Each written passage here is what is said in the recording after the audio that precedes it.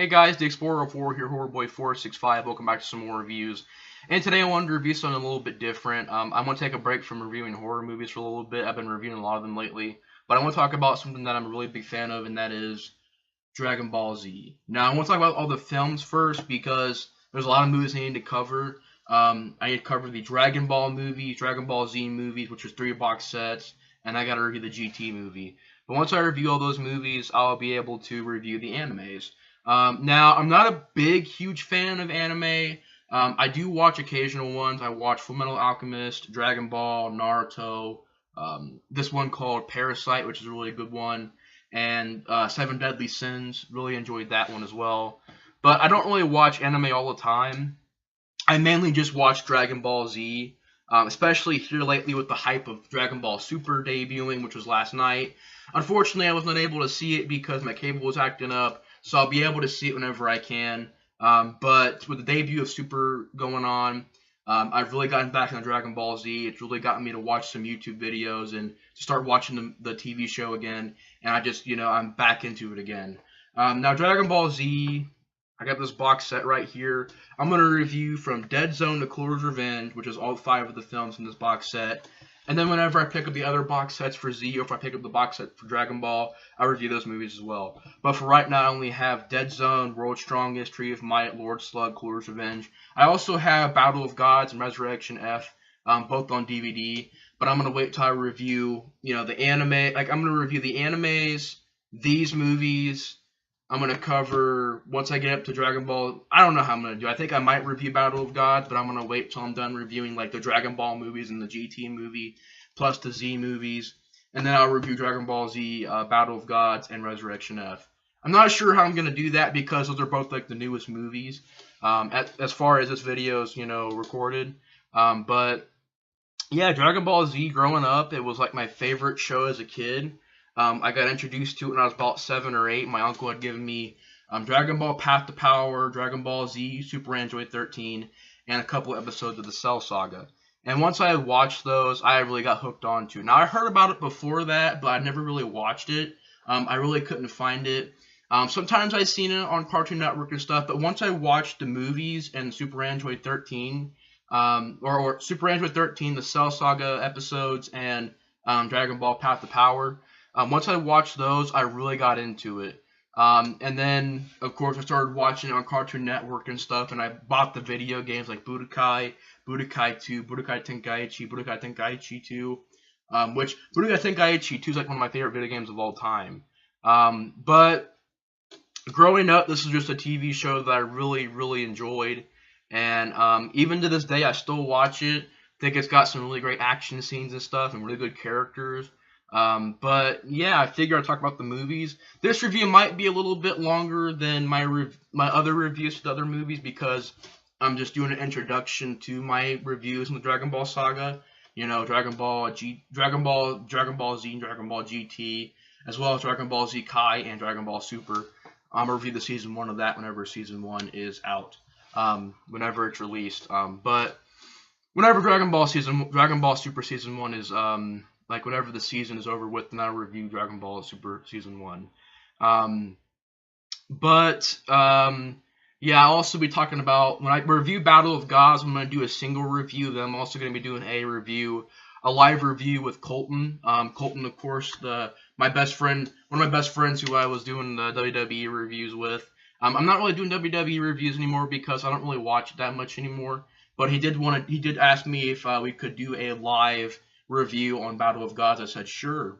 I figured it'd be really fun. And then I'll do a Battle of Gods single review. Then I'll do a live review where I'll also have Colton in the video. I might not talk as much because I want to hear Colton's side of it, because when I do my single review, I'm going to get sort of my side and my review. I'll still talk about it. I'll still get like little opinions in there and stuff, but it'll mainly be talking about sort of like hearing Colton's thoughts on the film. And I'll talk about it as well. I'll talk about how we got introduced to Dragon Ball Z and growing up with Dragon Ball Z and stuff like that. And then, of course, we're doing a single review on Resurrection F. And then I'll talk about whenever Dragon Ball Super, the Season 1 is over with. And whenever it's out, I'll review Dragon Ball Super Season 1. But anyways, guys, let's get into the review for the very first film of the Dragon Ball Z movies in this box set. Before I get into it, though, I wanted to show you guys the artwork in the box. So I got really good artwork on the front of the box, back of the box. Really good detail put into this box set. Really, really well designed. Of course, you get the DVDs.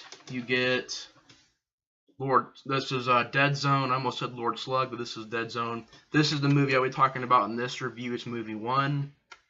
Then on the other side of the case, you have movie 2, which is The World's Strongest. And you open it up, and you get 2 DVDs. And if you take the DVDs out, that one doesn't want to come out, but if you take the DVDs out, it'll come out. All right, there we go.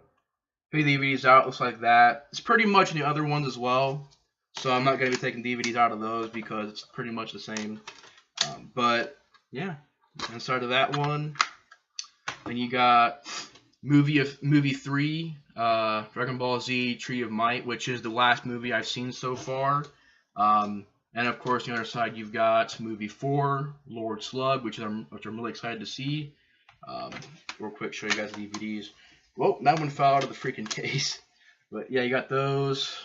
Try to move the discs around a little bit. Got that. Really, really good posters.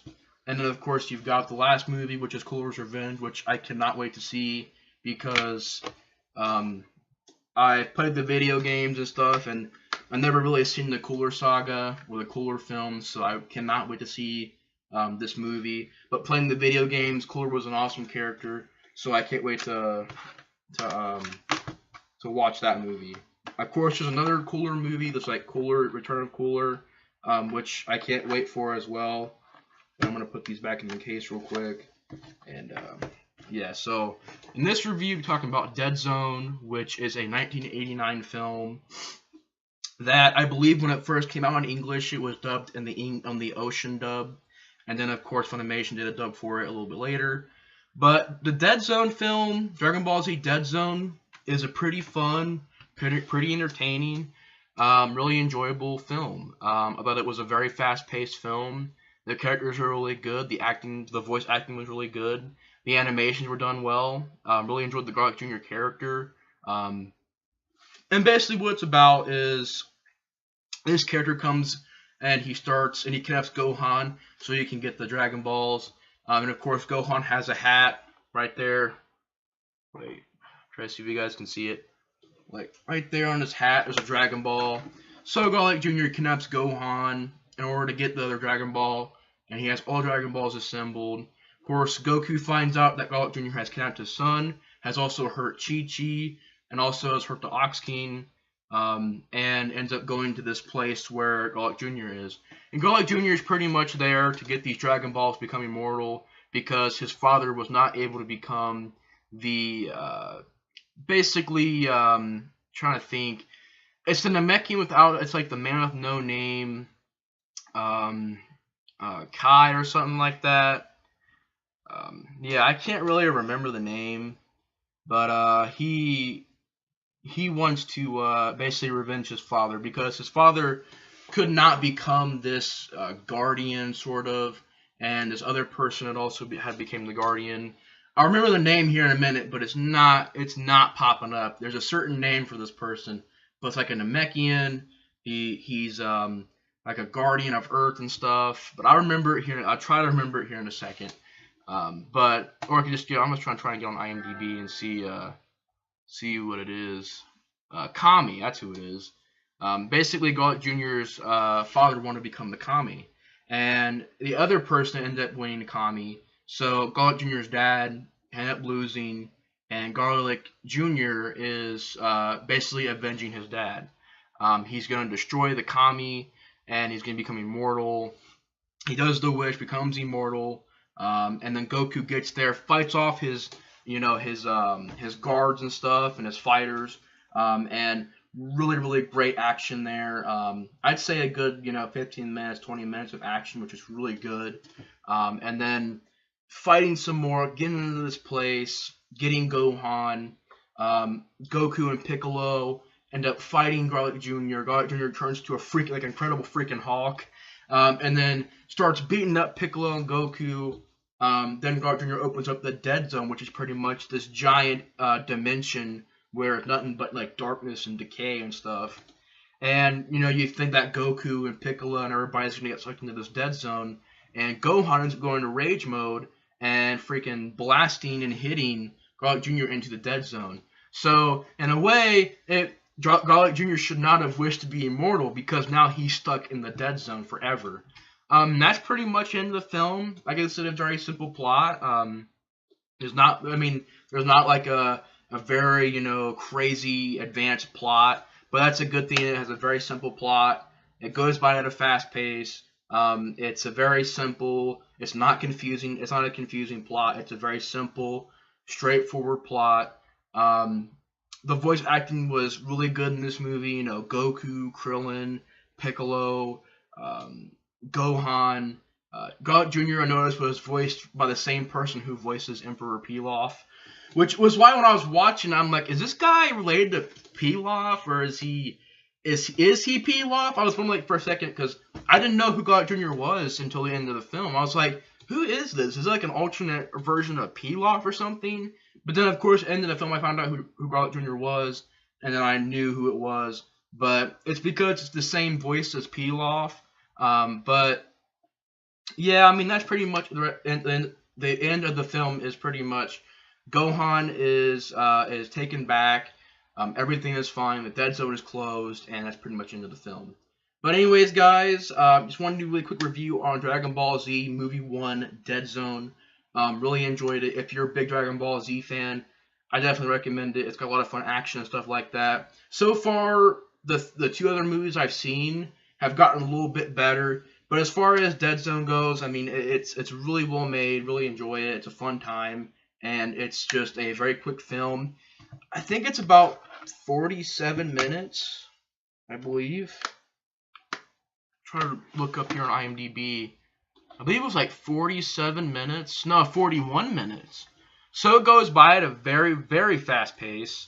And the story is very straightforward. The voice acting is great. The action, the animation is well done. It's just a really well-made movie. Really enjoy Dragon Ball Z Dead Zone. But anyways, guys, thanks for watching my review for Dragon Ball Z Dead Zone. I might review Dragon Ball Z, the movie, the second movie, The World's Strongest, tomorrow, as well as movie 3. But anyways, guys, thanks for watching my review of Dragon Ball Z Dead Zone. And I will see you guys on the next review. Bye, guys.